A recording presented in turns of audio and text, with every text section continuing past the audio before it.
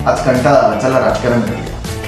नमस्कार, गारद फाउंडेशनच्या या पहिल्याच पॉडकास्टमध्ये तुम्हा सगळ्यांचं स्वागत आहे. आज आपल्यासोबत आहेत आपले गुरुजी राहुलजी जाधव. नमस्कार गुरुजी. याआधीही आपली अनेकदा भेट झाली आहे, तेव्हा आपला जो महत्वाचा विषय होता ठरलेला की राष्ट्र निर्मितीसाठी युवा शक्ती, तर याविषयी आपण चर्चा करताना मी तुम्हाला बोलताना ऐकलंय की आपल्याला जर एखाद्या गोष्टीची माहिती नसेल तर त्यावर आपण बोलू नये. पण असं का, तर यावर तुम्ही काय सांगाल? कसं आहे की युवा ही एक शक्ती आहे, ती फॅशन नाहीये.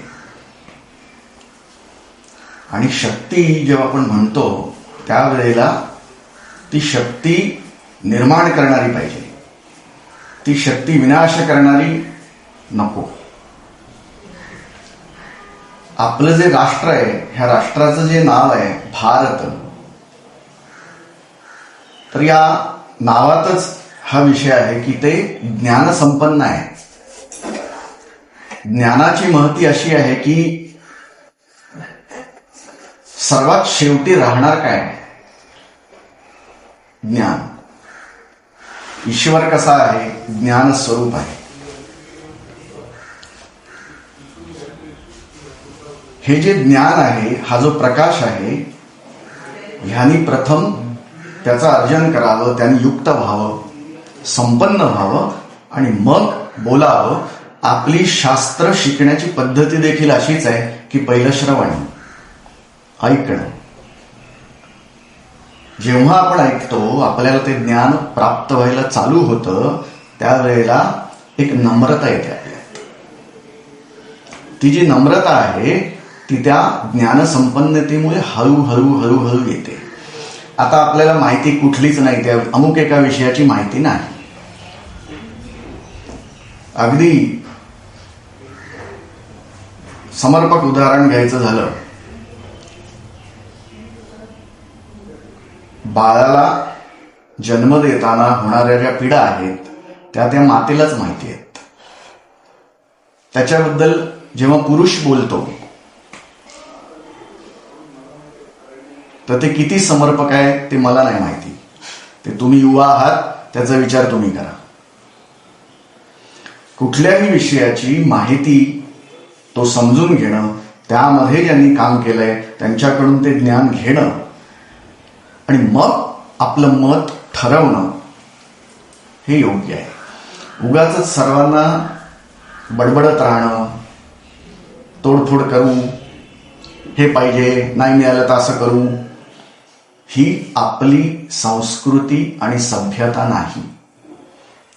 संस्कृती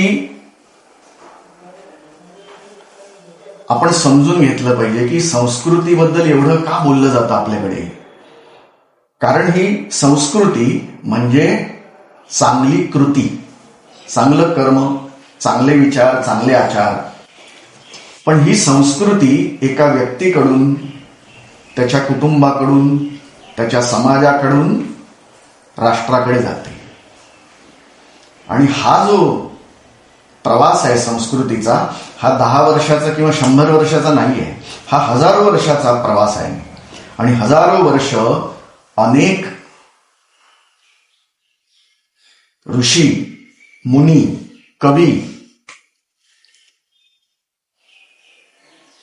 यांनी त्यासाठी आपलं आयुष्य दिलेलं आहे.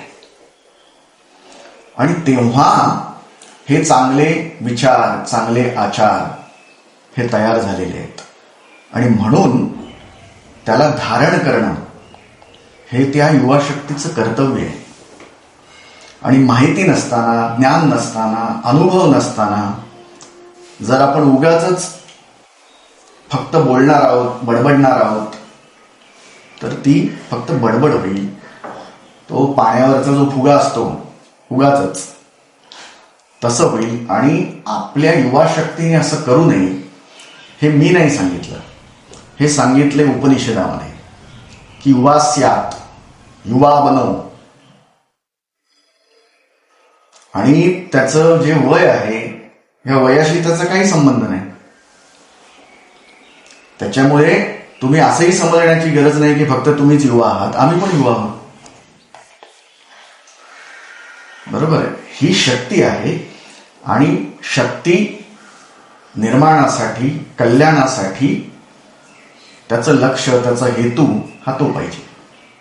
म्हणून मी नाही, आपली जी संस्कृती आहे, परंपरा आहे, किंवा आपल्याला जे ऋषीमुनींचं, साधू संतांचं शिकवण आहे ती ही आहे की बाबा उगाचच बडबड बडबड बडबड दुसऱ्याची सारखी निंदा करणं, उगाचच निंदा करणं, तो विषय माहिती नसताना निंदा करणं हे चुकीचं आहे. आणि म्हणून फक्त व्हॉट्सअप युनिव्हर्सिटीवर काही गोष्टी वाचून 2 वही, कारण येतात किती त्याच्यावर 2 वही, 4 वही जास्तीत जास्त, 5वी असेल तर तुम्ही पुढे करता. बरोबर. तर म्हणून ते योग्य नाही. जी काही माहिती आहे ती समजून घेणं आणि मग त्याबद्दल आपलं मत मांडणं, असं माझं म्हणणं आहे. जसं तुम्ही आता उल्लेख केलात की आपण व्हॉट्सअपवरती 4 वेळी का असना बघतो आणि 5व्या वेळीला स्क्रोल करतो.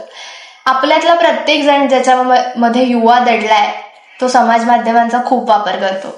पण मग त्यातलं खरं आणि खोटं ज्ञान कसं ओळखायचं?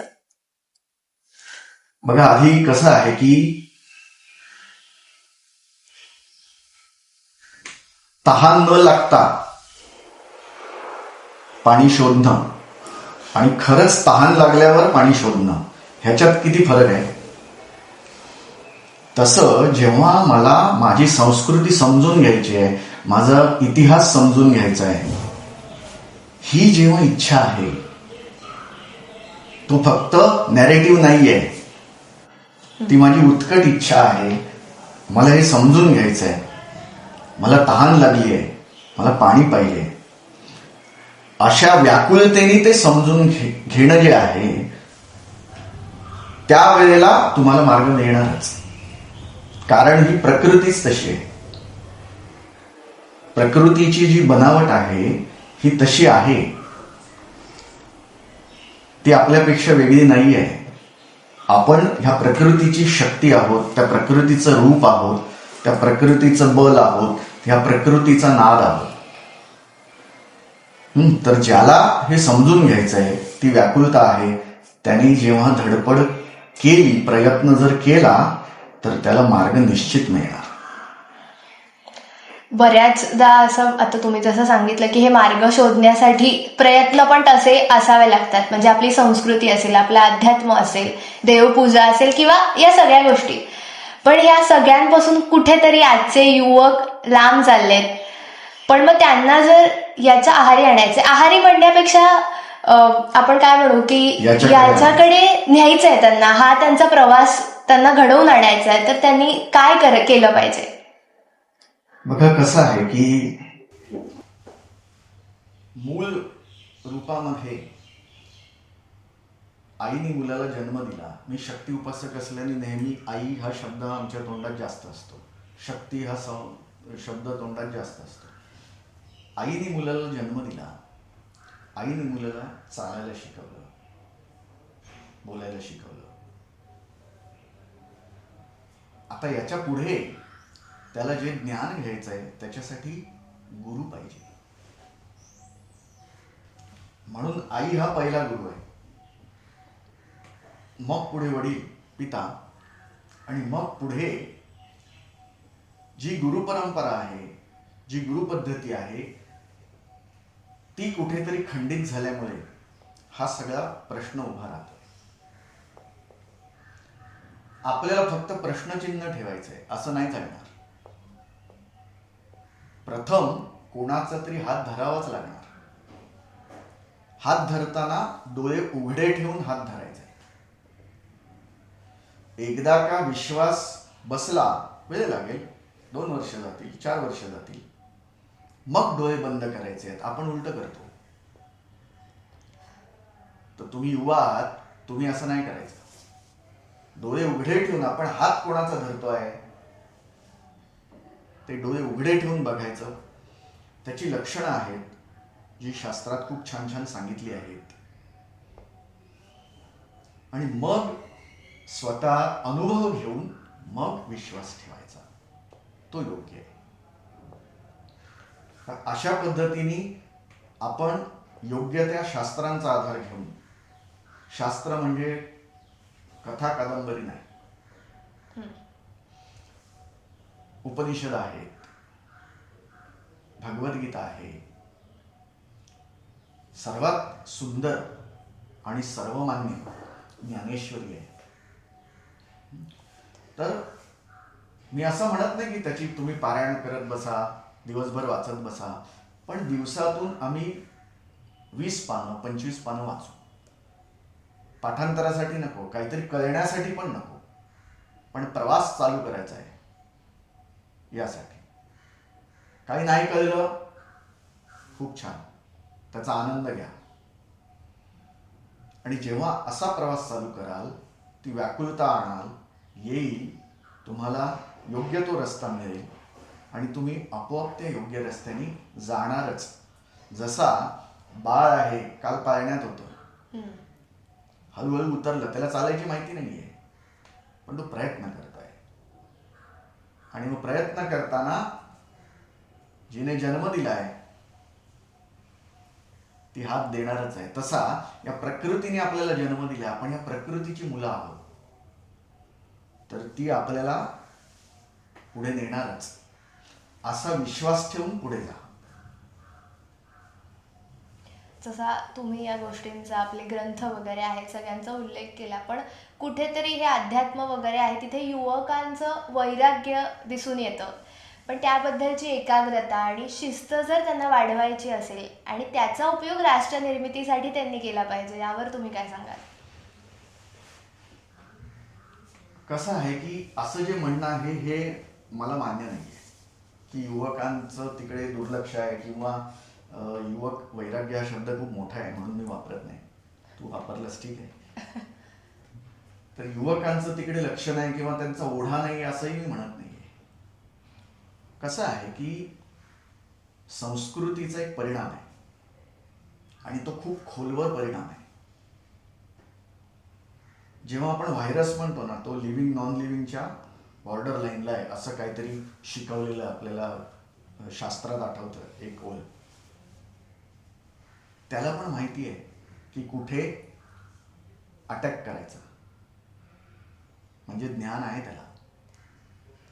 तसं आपल्याकडे पण उपजत आणि ही संस्कृती, हा विकास झाल्यामुळे ऋषी परंपरेने जो आपला विकास केला, हे इव्होल्युशन आहे. यामुळे ते ज्ञान अगदी खोलवर रुजलंय आणि हे करताना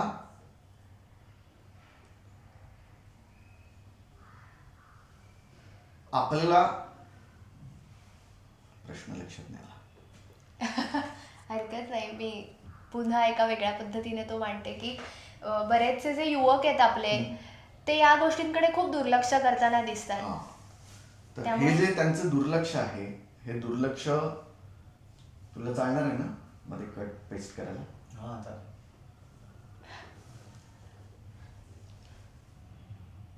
युवकांचं जे दुर्लक्ष आहे, तर हा विषय संस्कृतीमुळे त्यांच्यात इतका भिनलाय की तुम्ही, मी एक उदाहरण देतो की तुम्ही इव्हेंट करता, अगदी वेस्टर्न गाणी असतील, हां, तर अगदी ते तुमचं यो यो करणारी पण मुलं आहेत, 12 वर्षाची असतील, 14 वर्षाची असतील, आणि त्यानंतर जेव्हा समोर बसलेले पॅनलवर त्यांचे आचार्य आहेत, ते टाळी वाजवतात, गाणं संपलं, नाच संपला, किंवा वा छान केलंस, तर तो जो मुलगा आहे 18 वर्षाचा आहे, 20 वर्षाचा आहे, तो जाऊन तिकडून ते जे आचार्य आहेत, परीक्षक आहेत, त्यांच्या पाया पडतो, वागतो त्यांच्यासमोर. हे काय आहे?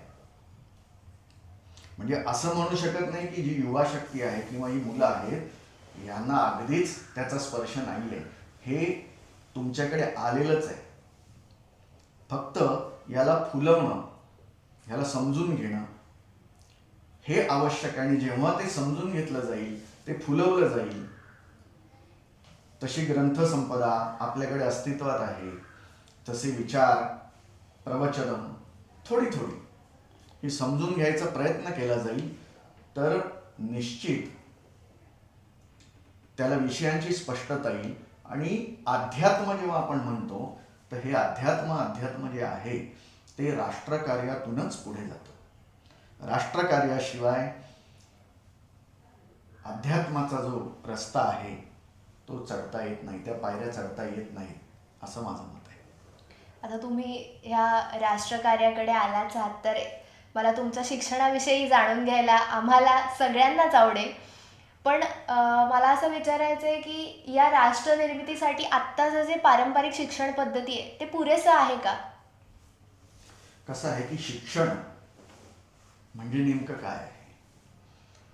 बघा, ज्ञान काय आहे आणि माहिती काय आहे. इन्फॉर्मेशन जी आहे, माहिती म्हणजे ज्ञान नाही आहे.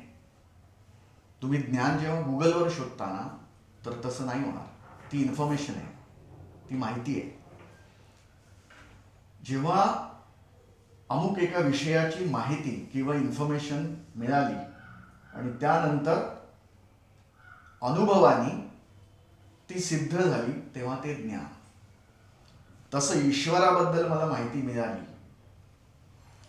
त्यासाठी जी शास्त्र आहेत ती समजून घ्यायचा मी प्रयत्न केला. पण त्यामध्ये मला आलंबन घ्यावं लागतं. आलंबन या शब्दाचा अर्थ असा आहे की मला उडी मारायची आहे तर मला पृथ्वीचं आलंबन घ्यायला लागतं, पृथ्वीची मदत घ्यायला लागते, तेव्हा मी उडी मारू शकतो. म्हणजे आलंबन म्हणजे मदत घेणं. तर ही कोणाची घ्यायची आहे? ही गुरुची घ्यायची आहे. जेव्हा तुम्ही घ्याल त्यावेळेला तुम्हाला ईश्वर, अध्यात्म हे समजायला लागेल. खऱ्या अर्थाने त्या योग्य दिशेने प्रवास चालू होईल. आणि हा प्रवास राष्ट्रकार्याशिवाय पूर्णतेला जाऊ शकत नाही, पुढे जाऊ शकत नाही. आणि म्हणून युवा शक्तीला माझं नेहमी सांगणं आहे की ह्या प्रवासाने, ह्या मार्गाने जाताना अशा प्रवासाने, अशा मार्गाने शास्त्र, गुरुपरंपरा डोळे बंद न करता प्रश्न विचारून, कारण प्रश्न विचारणं ही आपली परंपरा आहे, तर ते विचारून तुम्ही पुढे जाऊ शकता. आणि जेव्हा असं पुढे जाल तेव्हा व्यक्ती म्हणून, कुटुंब म्हणून, समाज म्हणून आणि राष्ट्र म्हणून तुम्ही प्रत्येक स्तरावर चांगलं काम कराल. याच प्रत्येक स्तरावर जसं तुम्ही सांगितलं, कुटुंब असेल, राष्ट्र असेल, तेव्हा या राष्ट्रनिर्मितीकडे जाताना कुठेतरी राजकारणाकडे युवकांचं कुठेतरी दुर्लक्ष होतं किंवा यावर कुठेतरी ते टीका करण्यात व्यस्त आहेत. पण आजच्या युवकांनी राजकारणात येणं तितकंच गरजेचं आहे का? कसं आहे की बघा, राजकारण हा विषय खूप मोठा आहे. सध्या 2 ओळीत किंवा 4 ओळीत उत्तर द्यायला जमणार नाही. पण तरीही राजकारण हा काही वाईट विषय नाही आहे. राजकारण हे राष्ट्राशी जोडलेलं हवं. जेव्हा ते राष्ट्राशी जोडलं जाईल तेव्हा तो परमार्थ आहे. जेव्हा ते फक्त मी, माझं कुटुंब याच्याशी जोडलं जाईल तेव्हा तो स्वार्थ आहे. तर ह्या 2 गोष्टी, हे 2 रस्ते युवकांनी समजून घेतले पाहिजेत की आपल्याला नेमकं स्वार्थासाठी करायचं आहे की राष्ट्रासाठी करायचं आहे. एकदा का त्याची स्पष्टता आली, मी खूप सोप्या भाषेत सांगायचा प्रयत्न करतोय, कारण यासाठी धर्म, कारण नेहमी हे सांगितलं जातं की तुम्हाला राजकारण करायचं आहे ना, मग तुम्ही धर्मनिरपेक्ष, धर्म सोडून वागलं पाहिजे. कसं काय धर्म सोडून वागणार?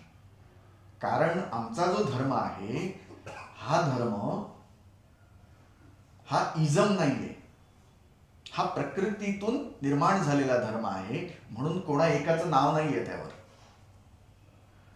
यामध्ये अनेकांनी तुमच्या शारीरिक, मानसिक, प्रकृती, ज्याला तुम्ही एन्व्हायरमेंट म्हणता, मित्रता, ह्या सगळ्याबद्दल सांगितलेलं आहे, रुजवलेलं आहे.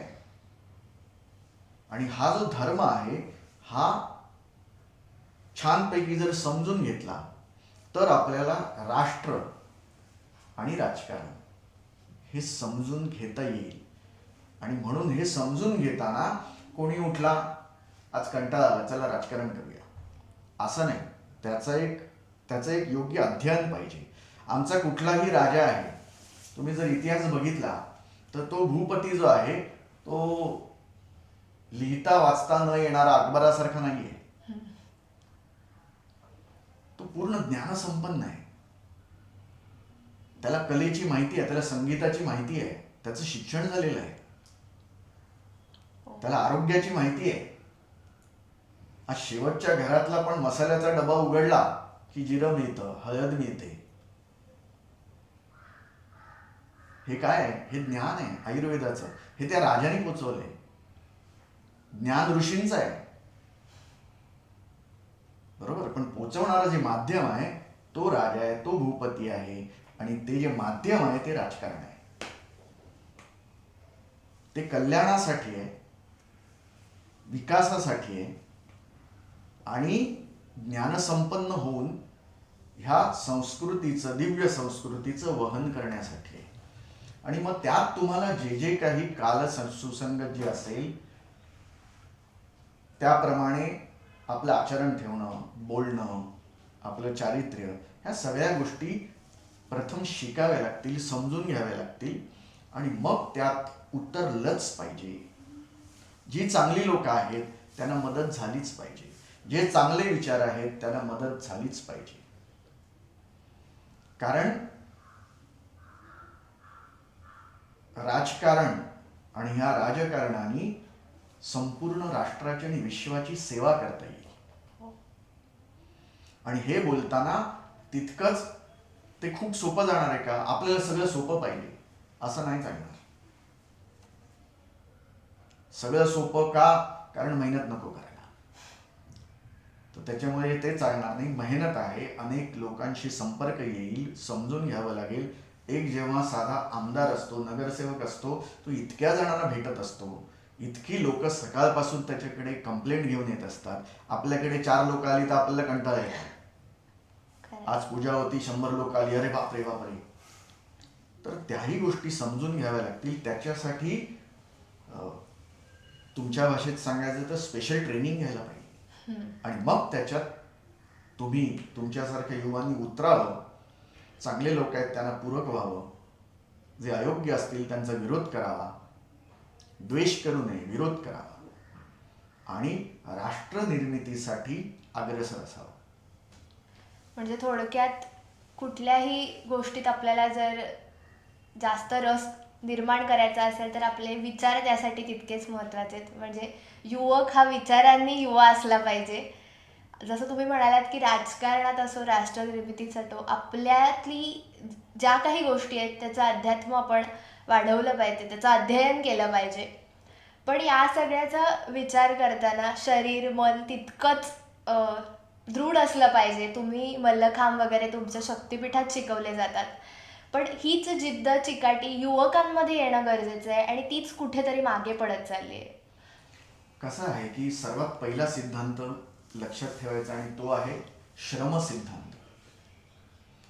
श्रम करण्याची जी लाज वाटायला लागलेली आहे बघा. पूर्वी गुरुकुलात काय व्हायचं की तो जो मुलगा आहे तो गुरुकुलात जेव्हा जाईल तेव्हा स्वतःचे कपडे स्वतः धुणं, स्वतःचं अन्न स्वतः शिजवणं, हा जो स्वावलंबीपणा होता हा आता कुठेतरी हरवतोय. की बायकोनी केलं पाहिजे, नोकऱ्यांनी केलं पाहिजे, कामवाली पाहिजे. म्हणजे पूर्णपणे तुम्ही सिस्टीम परावलंबी करता आहात. का? कारण श्रम सिद्धांत तुम्हाला समजत नाहीये.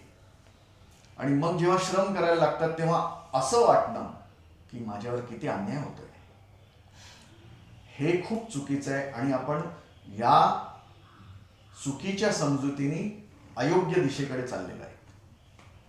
त्याच्यामुळे श्रमाचं जे महत्व आहे ते सर्वांनी समजून घेणं आवश्यक आहे. तो जो आळस आहे, योगशास्त्रामध्ये 9 विक्षेप सांगितलेले आहेत, त्यापैकी आळस हा एक विक्षेप आहे. आणि हा आळस सतत दूर करणं आवश्यक आहे. अध्यात्म जेव्हा तुम्ही म्हणता तेव्हा हा एक प्रवास आहे. कोणाचा? त्या आत्म्याचा. त्या आत्म्याची साधनं आहेत. शरीर आहे, मन आहे. शरीर हे स्थूल आहे, मन हे सूक्ष्म देह आहे. आता जेव्हा हा आपला प्रवास आहे तेव्हा ही जी काही साधनं आहेत आपली ती सशक्त असणं खूप आवश्यक आहे.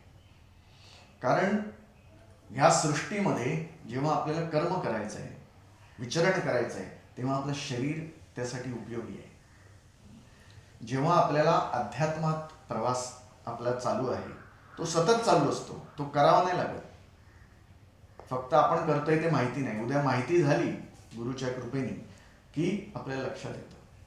त्याच्यामुळे हा जो आपला प्रवास चालू आहे ह्या प्रवासामध्ये शरीर आहे, मन आहे, आत्म्याला मिळणारा आनंद आहे, हे आपल्याला अनुभवायचं आहे, घ्यायचं आहे. तर थोडी मेहनत करणं आवश्यक आहे.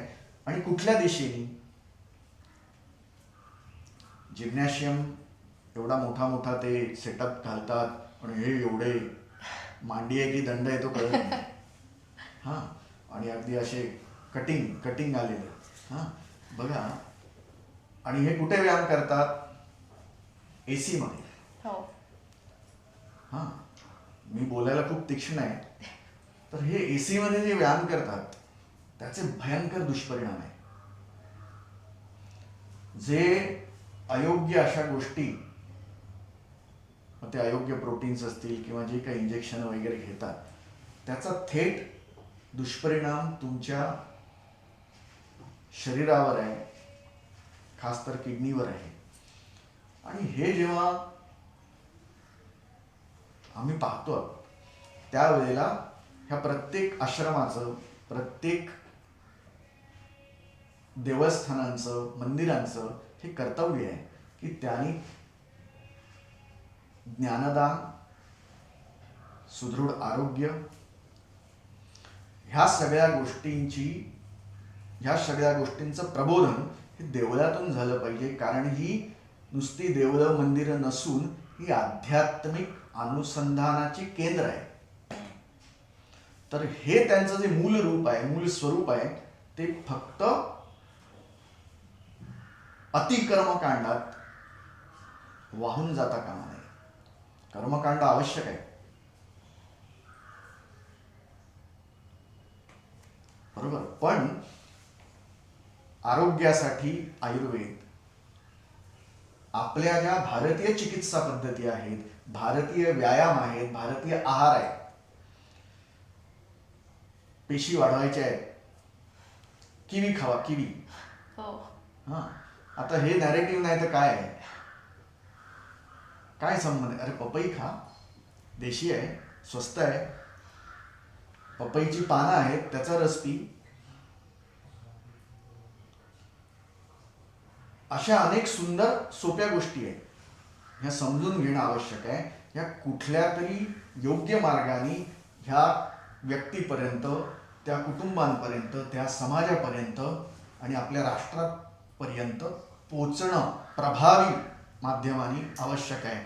आणि मी शक्ती उपासक असल्याने आमचं हे ठाम मत आहे की हे जे प्रभावी माध्यम आहे ही शक्ती केंद्र आहेत, ज्याला आपण मंदिर, देऊळ म्हणतो. आणि इथून या गोष्टी समाजासाठी, ह्या राष्ट्रासाठी, या राष्ट्रांच्या मुलासाठी झाल्या पाहिजे. आणि म्हणून मलखांब आहे, पैलवानी आहे, तुमचं धनुर्विद्या आहे. आज जे मोबाईल बघितल्यामुळे होणारे जे दुष्परिणाम आहेत, जी चंचलता आहे, एकाग्रता ढळते आहे, त्यावर उपाय आहे धनुर्विद्या. या धनुर्विद्येत जर काही छान छान अशा साधना किंवा विद्यांचा जर आपण उपयोग केला, जो की मी माझ्या आखाड्यामध्ये करायला लावतोय, तर त्याचा तुमच्या भाषेत अमेझिंग रिझल्ट, बरोबर. तर लहान लहान मुलं आहेत, त्यांची ढळणारी एकाग्रता असेल, डोळ्यांचे आजार असतील, तर या सगळ्यामध्ये ह्या अशा भारतीय चिकित्सा पद्धती, भारतीय औषधविरहित चिकित्सा पद्धती, भारतीय व्यायाम आणि योग यांच्याकडे जगाला, माझं वाक्य नीट आहे, सगळ्या जगाला याकडे यायचंच आहे, त्याशिवाय तरणोपाय नाही. आणि मग जर सगळ्या जगाला यायचं आहे तर मग ज्या ऋषी परंपरेने हे सगळं तयार केलंय, आम्ही त्यांची मुलं आहोत, तर आम्ही तिकडे यायचं की नाही? नाही तर असं होईल की हळद तुमची, अगदी मसाल्याच्या डब्यात वापरता, पेटंट अमेरिकेकडे. अशी उद्या आपली परिस्थिती होता कामा नये. आणि म्हणून हा विडा मी उचललाय आणि तो पुढे घेऊन जाणार. जसं आता तुम्ही सांगितलं त्यामध्ये अनेकदा असा उल्लेख झाला की कुठेतरी तुमच्यातही आधीपासून राष्ट्रासाठी काहीतरी करण्याची ती जिद्द दिसतीये. पण आता तुम्ही म्हणालात की तो विडा उचललाय, तर तो उचलताना तुमच्या आजूबाजूला अशा काही घडामोडी घडल्या का, किंवा असे काही किस्से घडले का, ते तुम्हाला आम्हाला सांगायला आवडतील? किस्से तर बरेच आहेत. त्यातला एखाद दुसरा. कारण कसं आहे की ज्या वेळेला आपण पुढे जात असतो त्यावेळेला समाजाचा, आजूबाजूला घडणाऱ्या परिस्थितीचा प्रभाव तर पडत असतो. परंतु सांगण्यासारखा किस्सा एक म्हणजे की माझ्या गुरुचा, माझ्या वडिलांना मी गुरु समजतो,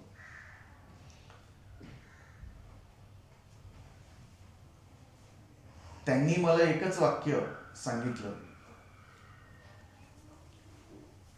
की ज्या वेळेला तू पुढे जातोयस, ईश्वर कार्य करतोयस, राष्ट्रकार्य करतोयस, त्यावेळेला एकट्याने पुढे जाणं, हे याला पुढे जाणं म्हणत नाही. ज्ञानसंपन्न होऊन आपल्या दीर्घ गुरु परंपरेला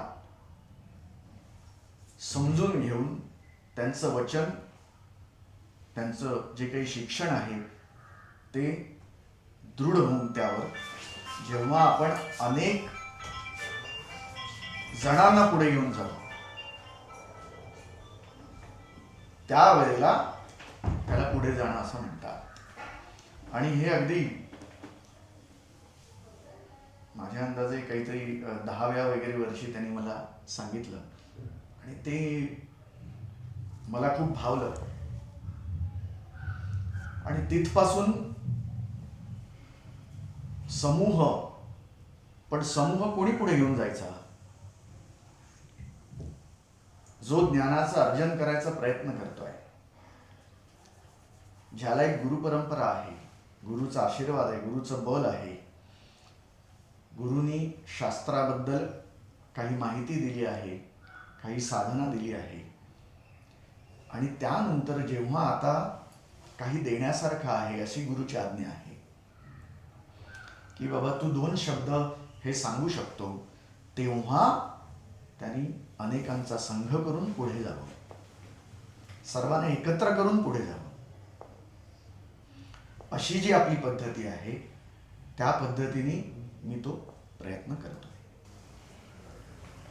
आपण आता ज्या काही गुरुची चर्चा केल्या त्यामध्ये अनेकदा तुम्ही संस्कृती असेल किंवा आपला इतिहास असेल ह्याचा कुठेतरी थोडा थोडा उल्लेख केला, तर त्याची सांगड कशी घालता आली पाहिजे की इतिहास आणि संस्कृती ह्या दोघींचा वारसा हा जतन केला पाहिजे, आणि तो जर जतन केला तर कुठेतरी युवा शक्ती राष्ट्र निर्मितीकडे वळू शकते. कसं आहे की इतिहास, जी संस्कृती निर्माण झाली आहे पाठीवरून ते समजून घेणं, शिकणं म्हणजेच इतिहास शिकणं. आत्ताचा इतिहास जो आहे हा नॅरेटिव्ह आहे. म्हणजे तुम्ही जर मुलांची पुस्तकं उघडून बघितल्यानंतर काही विचित्र गोष्टी आपल्याला दिसतात. अकबराबद्दल असतील, मुघल एम्पायरबद्दल असतील, अनेक कठोर किंवा अघोरी, अयोग्य, अघोरी शब्द योग्य नाही, अयोग्य अशा लोकांचं महिमा मंडन, तर हा नॅरेटिव्ह आहे. जसं आर्य कुठून तरी बाहेरून आले, हा नॅरेटिव्ह आहे. कधीतरी बोलू याबद्दल. नक्की. पण हे जे इतिहास आपण म्हणतो, हा इतिहास ज्याला स्वतःचा समजला नाही, आपल्या राष्ट्राचा समजला नाही, तो पुढे कसा जाणार? त्याला माहितीच नाही की मी इतक्या सुंदर विचारांच्या ऋषीमुनींचा वंशज आहे, मी इतक्या छान छान राजांचा वंशज आहे, मी इतक्या पराक्रमी राजांचा वंशज आहे, मी इतक्या चाणाक्ष कर्तव्य तत्पर राजांचा वंशज आहे. जसं मी म्हणतो की मी मराठा साम्राज्याचा वंशज आहे. आम्ही साम्राज्य म्हटलंच नाही, अहो साम्राज्य आहे हे. आणि संस्कार काय आहे? पहिल्याच नावात संस्कार आहे. कोणाचं राज्य आहे असं म्हणतात? छत्रपती. छत्रपती शिवाजी महाराज, प्रत्येक घरात हे वाक्य माहिती आहे की हे राज्य हे श्रींच आहे, हेच अध्यात्म आहे. तुम्ही हे समजून घ्या की अध्यात्म हे वेगळं कुठून तरी पतंग उडवलेली आणि ती पकडायची असं नाही आहे. ते आहेच, फक्त ओळखायचं आहे. इतकं सुंदर महाराजांचं जे ध्येय आहे, त्याच्यात त्यांनी त्याला साम्राज्य पण नाही म्हटलंय, त्यांनी स्वराज्य म्हटलंय. किती सुंदर आहे. हेच अध्यात्म आहे, हेच ज्ञान आहे. कुठे दुसरीकडे आहे का मला सांगा? रोममध्ये सांगा आहे का? बॅबिलोनियामध्ये आहे का? मेसोपोटेमियामध्ये आहे का? आणि ही संस्कृती आपली, हाच आपला इतिहास आहे. हा जर आपण अभ्यासला नाही, अभ्यास खूप मोठा शब्द झाला, पण ह्याला समजून घ्यायचा प्रयत्न करा. मेसोपोटेमिया, बॅबिलोनिया, रोम हे कुठे भेटतात? म्युझियममध्ये. ह्या सगळ्यांचे आज अवशेष म्युझियममध्ये. आणि आमची संस्कृती प्रत्येक घराघरात आहे. प्रत्येक घराघरात कृष्णाची तस्वीर आहे. प्रत्येक घराघरामध्ये छत्रपतींचा फोटो आहे. राजमाता राजेश्री जिजाऊ मासाहेबांचा फोटो आहे. मोनालिसाचा नाही आमच्याकडे. हा आमचा इतिहास आहे. एकदाच हसली तिचा फोटो, असं कसं चालेल? आम्ही रोज हसतो, आम्ही हसरे आहोत, बरोबर? तर इतिहासाने हे तुम्हाला समजेल की कोण श्रेष्ठ आहे, कोणाचे विचार काय आहेत. आपली संस्कृती, आपला धर्म, धर्म म्हणजे इझम नाही, जे आपल्या पूर्वजांनी आपल्या महान ऋषी परंपरेने आचरण केलं आहे, हे इतिहास वाचून समजेल. त्याचे बाय प्रोडक्ट्स जे आहेत, चंद्रगुप्त आहे, समुद्रगुप्त आहे, हर्षवर्धन राया, अख्खं जग त्यांची वाहवाही करते. कालिदासाचं काव्य, सुश्रुत, ऑस्ट्रेलियामध्ये इतका मोठा त्यांचा पुतळा आणि उभा केला. अमेरिकेमध्ये नटराजाची मूर्ती एवढी मोठी उभी केली. हे त्यांना समजतंय आणि आपल्याला जर समजलं नाही तर ते योग्य नाही. आणि म्हणून इतिहास हा महत्वाचा विषय आणि तो सर्वांनी, सर्व युवा शक्तींनी समजून घेतलाच पाहिजे. जसं गुरुजी, आता आपण जशी चर्चा केली की संस्कृती असेल, आपला इतिहास असेल, हा एका पिढीकडून दुसऱ्या पिढीकडे येतो. पण हे एका पिढीकडून दुसऱ्या पिढीकडे येताना जर आजच्या युवकांचा विचार केला तर आजच्या युवा पिढीला शॉर्टकट हवे. आणि हे शॉर्टकट लक्षात घेताना आजच्या युवा पिढीने राष्ट्रनिर्मितीसाठी कुठली मूल्य लक्षात घेतली पाहिजे आणि स्वतःचं व्यक्तिमत्व घडण्यासाठी त्याचा कसा वापर केला पाहिजे? खूप सारे प्रश्न आहेत, आपण एक एक स्तरावर जाऊ. हरकत नाही. पहिल्या शॉर्टकट बद्दल बोलतो, मग तू परत पुढचा प्रश्न घे. चालेल. हा, कारण शॉर्टकट विषय खूप महत्वाचा आहे आणि युवा पिढीसाठी तो सोडता कामा नये. कसं आहे की कुठलाही रस्ता, ह्याच्यात जेव्हा आपण शॉर्टकट घ्यायला जातो तेव्हा इज इक्वल टू नुकसान, हे नक्की आहे. आता तुम्ही आहार जे आहे, आहाराची एक पद्धती आहे. आता काय शॉर्टकट, मम्मी 2 मिनिट्स मॅगी. आता या मॅगीनी आपली जी पचन पद्धती, पचनाची जी प्रक्रिया आहे, आपल्या शरीरातली जी काही पचन संस्था आहे त्याची पूर्ण बारावा जाते. कोणी शॉर्टकट, बरोबर. सगळ्या गोष्टी आपल्याला आता आहार पण कसा पाहिजे, फास्ट फूड. आता या फास्ट फूडनी काय केलंय, अनारोग्य, पित्तवृद्धी, चिडचिड हे याचे बाय प्रोडक्ट आहेत. त्याच्यामुळे जेव्हा तुम्ही शॉर्टकट म्हणता तेव्हा हा शॉर्टकट आपलं नुकसान करणार.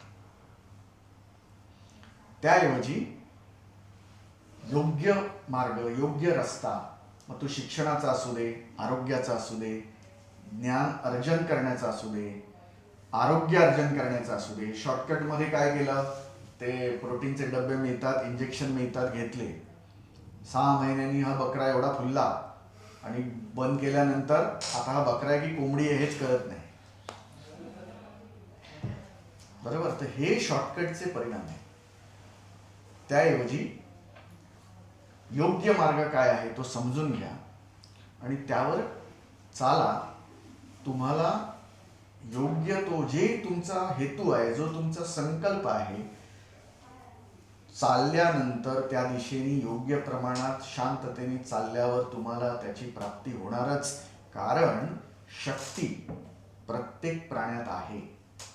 तुम्ही ज्या विषयावर एकाग्र व्हाल तिथे शक्तीचा उदय होत असतो आणि ती तुम्हाला मदत करत असते तो विषय समजून घेण्यासाठी आणि तो ग्रहण करून आत्मसात करण्यासाठी.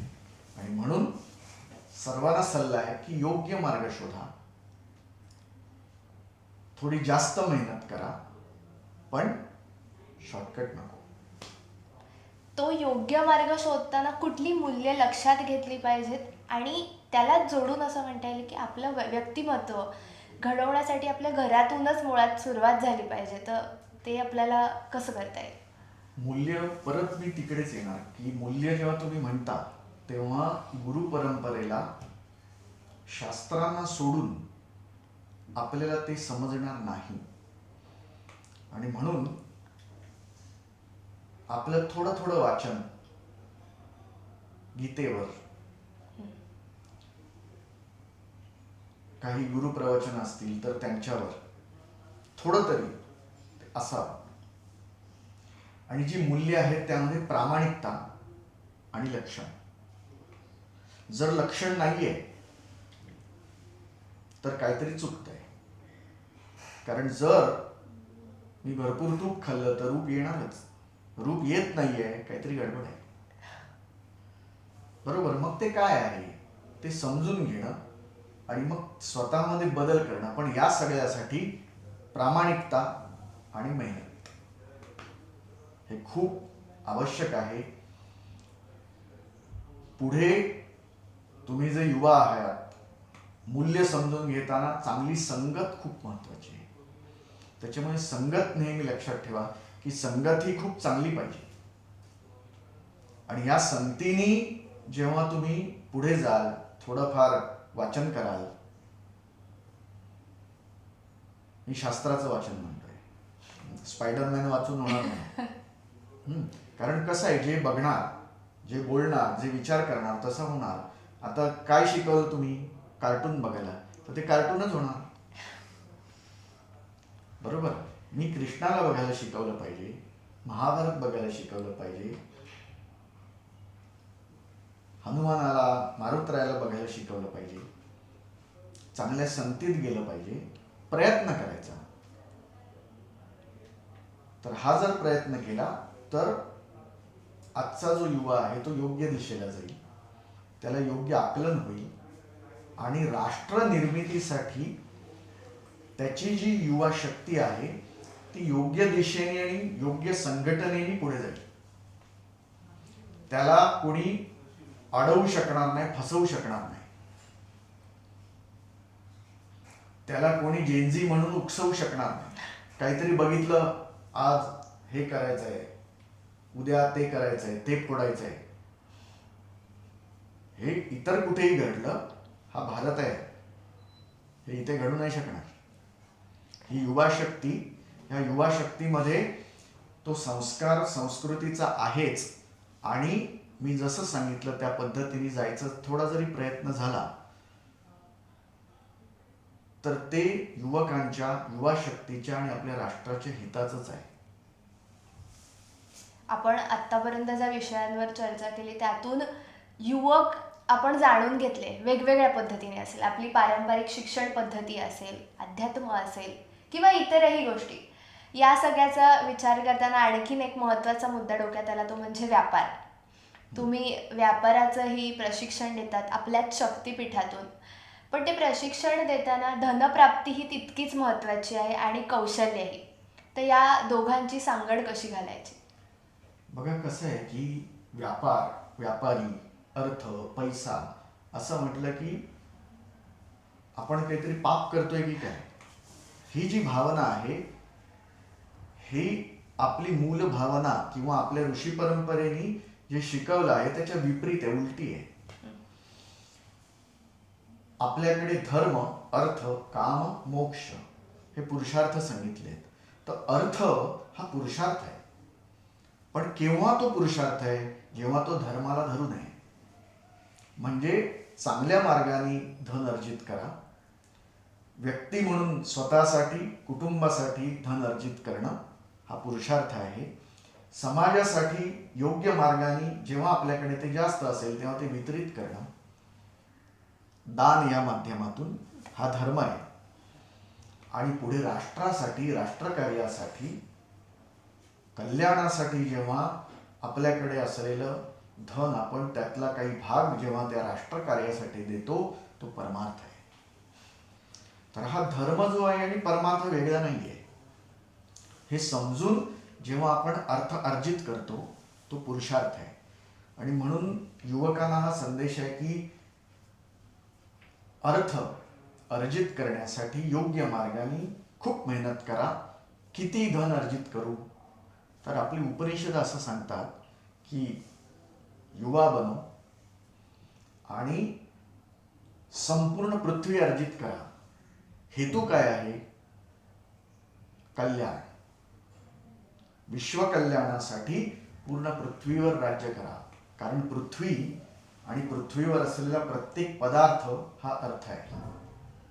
त्याला फक्त भोगदृष्टीने, फक्त भोगायचंय म्हणून वापरू नका. त्याला भद्रदृष्टीने पहा. आणि भद्रदृष्टीने, भद्र म्हणजे कल्याणकारी दृष्टीने, की हा पर्वत आहे, हा मला पाहिजे, ही नदी आहे, ही पण मला पाहिजे. हा पर्वत आहे, किती सुंदर आहे, ह्याच्यामध्ये किती छान छान मिनरल्स आहेत, वनस्पती आहेत, ज्याचा उपयोग आपल्या समाजाला, राष्ट्राला होऊ शकतो. अशा पद्धतीने ते सौंदर्य देखील भद्रदृष्टीने पहा, भोगदृष्टीने नको. आणि ज्या वेळेला धर्म, अर्थ, काम, मोक्ष हा पुरुषार्थ समजून घ्यायचा प्रयत्न कराल, थोडा थोडा, मी खूप जास्त म्हणत नाही, त्यावेळेला तुम्ही चुकणार नाही. अर्थाचं जे महत्व आहे प्रत्येक ठिकाणी, बघा एक सुंदर वाक्य आहे, शरीरात पित्त, संसारात वित्त आणि ईश्वराकडे चित्त, हे असलंच पाहिजे. म्हणजे अर्थाला ऑप्शन अनर्थ आहे. त्याच्यामुळे अर्थप्राप्ती धर्मानी, चांगल्या कर्मानी, मेहनतीने, धर्माला समजून ही करणं, सतत करत राहणं हे प्रत्येक गृहस्थाचं कर्तव्य आहे. आणि म्हणून आजच्या युवकांनी या गोष्टी समजून घेतल्या पाहिजेत की भजन सांगितलेलं आहे तेही करता येईल, साधना सांगितलेली आहे तेही करता येईल, आणि त्याचबरोबर अर्थ अर्जित करणं राष्ट्र निर्मितीसाठी आवश्यक आहे, विश्वासाठी आवश्यक आहे. चांगल्या मार्गाने, कल्याणाच्या मार्गाने तो विचार ठेवून ते करणं हे आवश्यक आहे. अशा विचारांनी जर युवा पिढीने याकडे बघितलं तर खूप छान सकारात्मक काम होईल. आणि ते होत आहे, असंही नका समजू की नाही होत आहे. गेल्या काही वर्षातून ह्या गोष्टी थोड्या पद्धतीत थेंब थेंब का होईना करण्याचा अनेक ठिकाणी प्रयत्न होतोय. जसं तुमची संस्था आहे गारद, हो. इतिहासाचं भान ठेवून युवकांना संघटित करून ह्या सगळ्या गोष्टींना कशा प्रकारे युवकांपुढ्यात आणून ठेवता येईल हे जे तुमचं कर्म आहे, चांगलं कर्म आहे. आणि हा जो संस्कृतीचा, इतिहासाचा जो थेंब, जो अंश तुमच्यात आहे, ती जी शक्ती आहे तीच तुम्हाला पुढे घेऊन जाते. तुम्ही जसं म्हणालात की ही जी शक्ती आहे ती कुठेतरी आम्ही तुमच्याच आशीर्वादाने पुढे न्यायचा नक्की प्रयत्न करतोय. आणखीन एक तुम्ही एकदा म्हणाला होतात की व्यापार कुठल्या वयात शिकला पाहिजे आणि कुठल्या नंतर, तर ते तुमच्याकडून आम्हाला ऐकायला नक्की आवडेल. थोडा क्रांतिकारी विचार आहे आणि तो माझा नाही आहे. तो ह्या ऋषी परंपरेत, ह्या आश्रम परंपरेत आहेच आहे. की कसं आहे की आजची जी शिक्षण पद्धती आहे याकडे आपल्याला बघावं लागेल. हां, तर माझं म्हणणं आहे की आपण एकदम स्पष्ट असलं पाहिजे. मला या शिक्षण पद्धतीत कधीच रुची नव्हती. शिकावं लागलं कारण आईचा धपाटा तेव्हा जोरात बसायचा. तेव्हा असं नव्हतं की मारायचं नाही, मुलांना डोळे वटारून बघायचं नाही, असं काय नव्हतं. म्हणजे शाळेमध्ये 2 धपाटे मारले की संध्याकाळी बाबांचे 4 धपाटे खाणार अजून. आत्ताची जी शिक्षण पद्धती आहे, उगाचच बागुलबुवा करून पैसे उकळणे हा विषय आहे. का? शिक्षण, आरोग्य आणि न्याय शासनतंत्राने या मूलभूत गोष्टी प्रत्येक कुटुंबापर्यंत पोहोचवल्या पाहिजे. शासन ते प्रयत्न करत होतं का? हो. आता करतंय का? करतंय. परंतु आता जी आपली मूल शिक्षण पद्धती आहे ती कशी आणता येईल तेही आता समाजाने बघितलं पाहिजे. खास तर युवा पिढीने या गोष्टी समजून घेतल्या पाहिजेत की व्यक्ती, समाज आणि राष्ट्र आणि विश्व ह्याचं कल्याण होण्यासाठी, पुढे जाण्यासाठी कुटुंब व्यवस्था जगली पाहिजे. त्याच्यात त्रुटी असतील त्या आपण दूर केल्या पाहिजे. जेव्हा जर हे कुटुंब जगलं नाही, कुटुंब व्यवस्था जगली नाही, तर त्याचा विपरीत परिणाम हा समाजावर आणि राष्ट्रावर आणि एकंदर विश्वावर होणार आहे. तर हे करताना आपला जो इतिहास आहे, आपले जे शास्त्रार्थ आहेत, आपल्या ज्या गुरुपरंपरा आहेत, त्या थोडा थोडा वेळ देऊन आपण समजून घेतल्या पाहिजेत.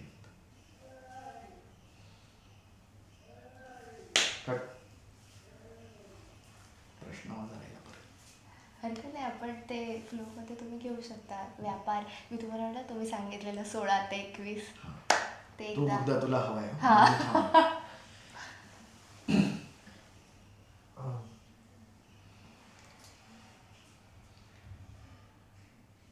आत्ताच्या शिक्षण संस्थेनी जे प्रयत्न आहेत, तर ते शिक्षण घेताना मी हे बघितलंय की मुलं आहेत, तुम्ही मुलं आहेत, मुली आहेत, 18 ते 21व्या वर्षापर्यंत कळतच नाही आम्ही काय शिकतोय ते, आम्हाला काय करायचंय. 21 ते साधारण 24 पर्यंत शिकताय म्हणजे घरचे ओरडतील म्हणून शिकताय. बरोबर. ज्यांच्याकडे सगळं आहे, धन वगैरे थोडं व्यवस्थित आहे, ते अगदीच अनाडी म्हणू नये म्हणून शिकतोय तो. बरोबर. हेतू, संकल्प, स्पष्टता नाही. आणि त्यानंतर मग कळतं की अरे हे तर मला करायचंच नव्हतं. कारण कसं होतं, इंजिनियर केल्यानंतर हा MBA करतोय. विषय कुठला आहे इंजिनिअरिंगचा, हा करतोय का MBA.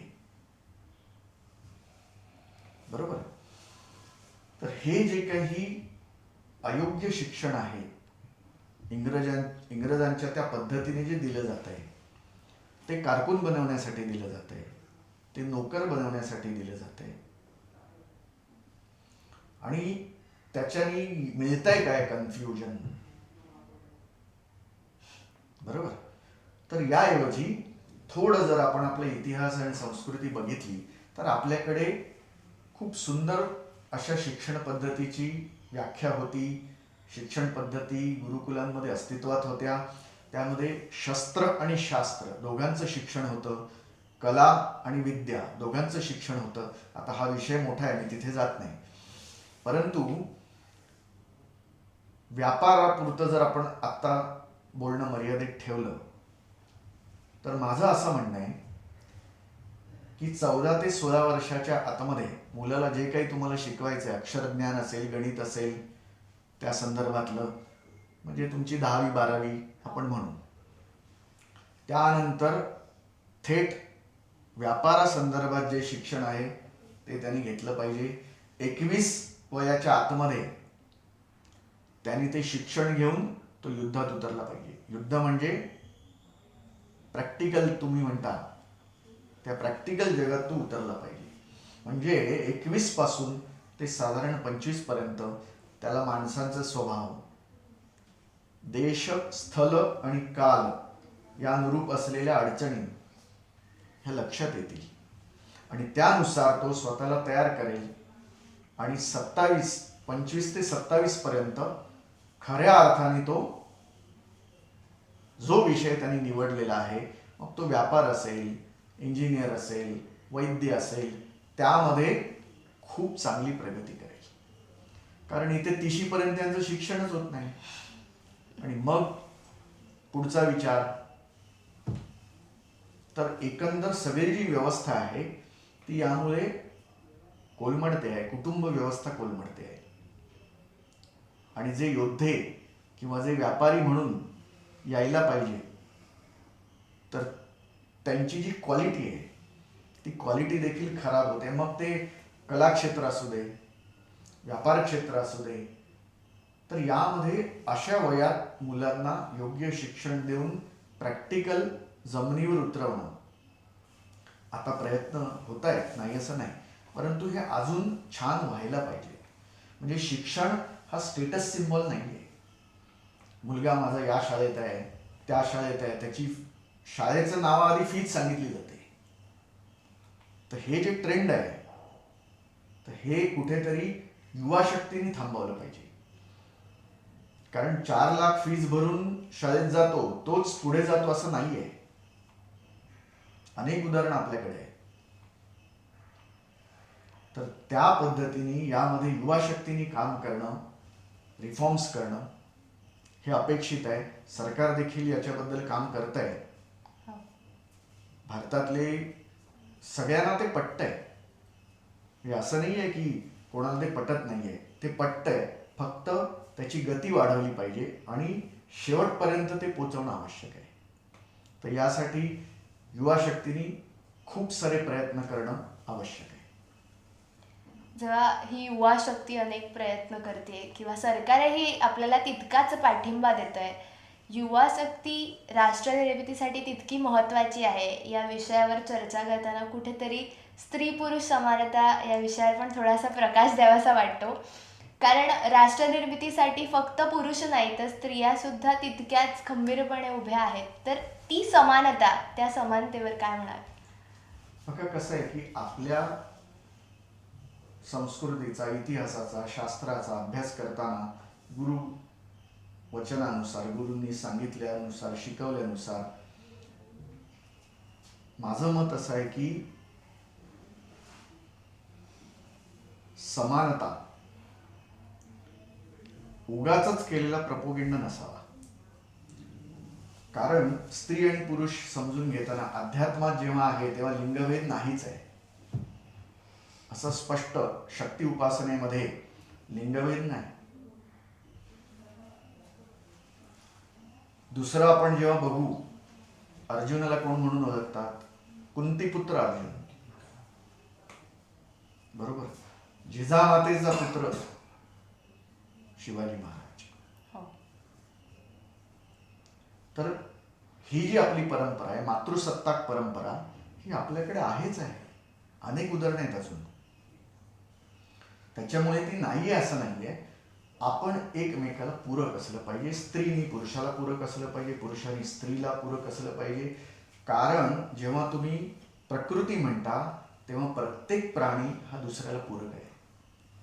त्याच्यामुळे उगाचच आपण वरचढ होण्याच्या प्रवासात न जाता आपण सर्वांना पूरक, सर्वांचे मित्र कसे होऊ याकडे आपण बघणं आवश्यक आहे. आणि त्यामध्ये जर स्त्रियांवर काही आहेत, काही रूढी आणि परंपरा आहेत की ज्यामध्ये खरंच जसा हुंडा ही प्रथा आहे. हां, तर जेव्हा मी भारत भ्रमण करतो तेव्हा अजूनही उत्तरेच्या बाजूला असे खूप वाईट प्रथा दिसतात. पण आता तिकडच्या लोकांनाही समजतंय. तर ह्या जर अयोग्य प्रथा असतील तर त्यांना गोंडस नावाखाली न चालवता त्या ठामपणे बंद करणं हे आवश्यक आहे आणि त्या बंद झाल्या पाहिजे. पण याबरोबर जर उद्या ह्या गोष्टींचा अयोग्य वापर करून पुरुषाला प्रताडित केलं जाईल तर तुम्ही काय म्हणाल? आता त्याच्यावर डिबेट चालू झाले. पूर्वी स्त्रीवर अत्याचार व्हायचा, आता पुरुष म्हणतात आमच्यावर अत्याचार होतो. तर हे समजून घेतलं पाहिजे. हे फक्त कायद्याने किंवा दंडात्मक कारवाई केल्याने होणारा विषय नाहीये. हा कुटुंब व्यवस्थेचा विषय आहे. त्यामध्ये जे काही अयोग्य गोष्टी असतील त्या काढाव्या लागतील, समजून घ्याव्या लागतील, समजून त्या दूर कराव्या लागतील. आणि एकमेकाला आपण पूरक कसं होऊ, आपल्या चांगल्या आरोग्यासाठी, आपल्या चांगल्या समाजासाठी, आपल्या राष्ट्रासाठी आणि एकंदर संपूर्ण विश्वासाठी. कारण आम्ही शक्ती उपासक असल्याने आम्ही नेहमी उदाहरण देतो अर्धनारी नटेश्वर. याचा अर्थ काय आहे की त्या पुरुषामध्ये स्त्रीचेही गुण आहेत, प्रेम, करुणा, ममता. आणि स्त्रीमध्ये पुरुषाचेही गुण आहेत. कारण ती ठामपणे आपल्या मुलासाठी उभी राहते, ती ठामपणे समाजाच्या विरोधात आपल्या मुलामुलींसाठी उभी राहते पुरुषासारखी, ती ठामपणे राष्ट्रासाठी उभी राहते प्रजेला पुत्र मानून. तर हे एकमेकांचे गुण एकमेकांमध्ये ऑलरेडी आहेत, ते प्रकृतीने दिलेले आहेत. तर आपण यांना समजून घेऊन एकमेकाला पूरक कसे होऊ, मित्र कसे होऊ, तर हे समजून घेऊन युवा शक्तीने त्याप्रमाणे पुढे गेलं पाहिजे. जिथे बदल करायची आवश्यकता आहे तिथे बदल केले पाहिजेत. पण ते समजून घेऊन जे काही नॅरेटिव्ह सेट आहेत तर त्या नॅरेटिव्हच्या माध्यमातून हे ऐकू नका. खऱ्या अर्थाने थोडासा अभ्यास करा आणि जिथे बदल करायला पाहिजेत तिथे बदल करा. जसा तुम्ही उल्लेख केलात की ही समानता म्हणजे एक आपण म्हणू की एक अगदी बारीक रेष आहे जी आपण शब्दांनी मांडली आहे, विचारांनी नाही. तर या सगळ्या गोष्टीचा विचार करताना मला शेवटच्या टप्प्याकडे वळताना एक आवर्जून विचारेल की आजच्या युवा पिढीला तुम्ही असा काय संदेश द्याल ज्यांना खरंच राष्ट्रनिर्मितीसाठी काहीतरी करण्याची तीव्र इच्छा आहे?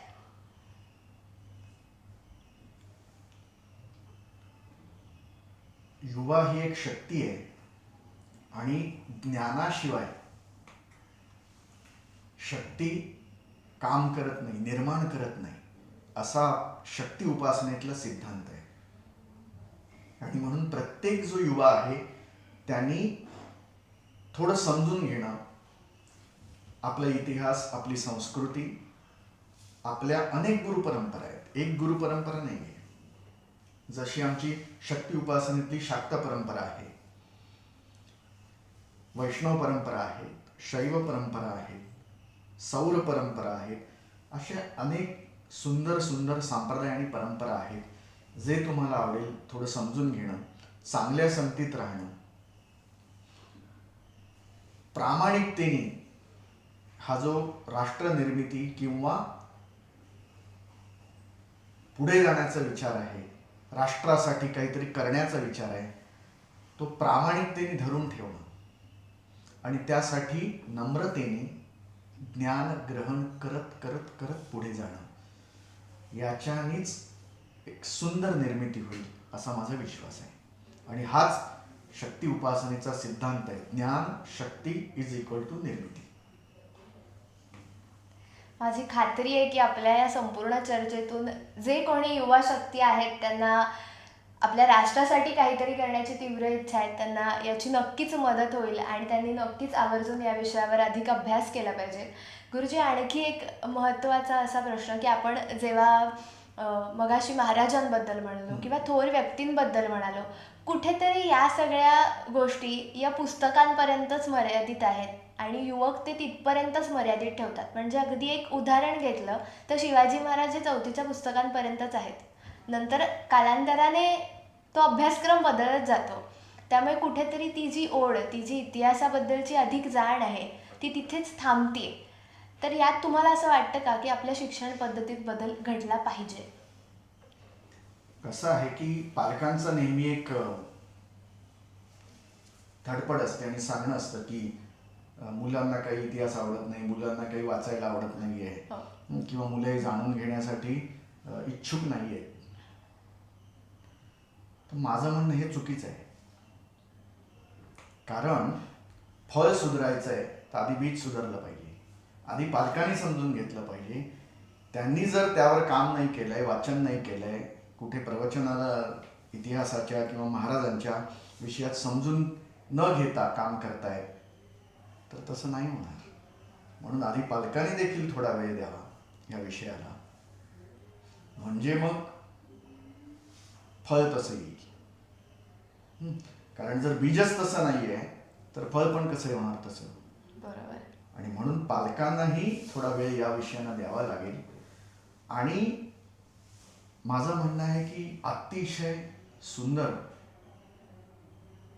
प्रभावी मराठा साम्राज्याचा जर पूर्ण 200 वर्षाचा इतिहास, अगदी इतिहासक म्हणून नको किंवा अभ्यासक म्हणूनही नको, एक त्यावर प्रेम म्हणून किंवा मराठा साम्राज्याचं वंशज म्हणून जर युवा शक्तीने थोडं ते अभ्यास करायचा, ग्रहण करायचा प्रयत्न केला. आणि जेव्हा मी मराठा साम्राज्याचे वंशज म्हणतो की ज्या साम्राज्याला छत्रपतींनी स्वराज्य म्हटले, यातच अध्यात्म आणि ज्ञान किती प्रगल्भ आहे याची झलक आपल्याला मिळते. मराठा साम्राज्याचे वंशज म्हणजे त्यात सगळे आहेत. मराठी आहेत, गुजरात मधली लोक आहेत, बडोदा कुठे आहे? गुजरातमध्ये आहे. तेलंगणामध्ये तेलुगू लोक आहेत, तमिळ लोक आहेत, तंजावर तमिळनाडूला आहे, केरळ मधली लोक आहेत, कन्नडी कर्नाटकची तर लोक आहेतच आहेत, बरोबर. बंगालची लोक आहेत, उडीसा तर मराठ्यांचंच होतं, छत्तीसगड हे नाव 36 याच्यावरून लक्षात घ्या, हे तर मराठ्यांनीच वसवलंय. त्याच्यामुळे हे सगळे मराठा साम्राज्याचे वंशज आहेत. यांनी या साम्राज्याचा थोडा अभ्यास करावा. जर अभ्यास करतील तर राष्ट्र निर्मिती, राष्ट्राचा विकास, वाणिज्य असेल म्हणजे व्यापार असेल किंवा राष्ट्र रक्षण असेल किंवा त्याचा प्रसार, हे देखील सगळे मुद्दे अगदी स्पष्ट होतील या शंकाने. कारण मराठ्यांनी नेहमी जी परंपरा, ऋषी परंपरा आहे, शस्त्र आणि शास्त्र या दोघांना धरून काम केलेलं आहे. यावर हा विषय खूप मोठा आहे, कधीतरी त्यावरही बोलू. आणि खऱ्या अर्थाने प्रारब्ध की पौरुष, पुरुषार्थ, हे समजून घेताना आपण मराठा साम्राज्याचा अभ्यास करावा, छत्रपतींचा अभ्यास करावा, संभाजी महाराजांचा अभ्यास करावा, राजाराम महाराजांचा अभ्यास करावा, संताजी आणि धनाजींचा अभ्यास करावा. पुढे शाहू महाराज आणि पहिल्या बाजीरावाची जोडी आहे, त्यांचा अभ्यास करावा. महादजी शिंदे आहेत, माधवराव पेशवे आहेत.